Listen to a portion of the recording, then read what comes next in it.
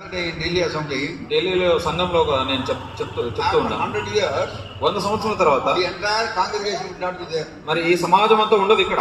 ఇప్పుడు ప్రజెంట్ సమాజం ఉండే ఉండదు. ఇప్పుడున్న సమాజం ఉండదు. Even here in ఆళ్ళగడ్డలో కూడా ఈ సమాజం ఉండదు. after 100 years 100 సంవత్సరాల తర్వాత none of us would be here.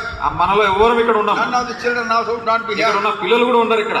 100 years after 100 సంవత్సరాల తర్వాత. then why do we aspire for so many things in this world? మరి ఎందుకు ఈ లోకంలో ఏవేవో కావాలని మనం ఆశిస్తుంటాం. one day we will go మనం ఒక రోజు వెళ్తాం. and our eternity we will continue in the presence of the Lord. నిత్యత్వము దేవుని సన్నిధిలో మనం కొనసాగిస్తాం. that is the hope that we have. మనకున్న నిరీక్షణ అంటే one day my Lord will come again. ఒక రోజు నా ప్రభు తిరిగి వస్తాడు. when I see him as he is, ఆయన ఉన్నట్టుగా నేను చూస్తున్నప్పుడు I would be transformed into his very image. అప్పుడు నేను ఆయన స్వరూపంలో మార్చబడతాను. What God says in English, మరి ఇంగ్లీష్ లో దేవుని వాక్యం we shall be like him.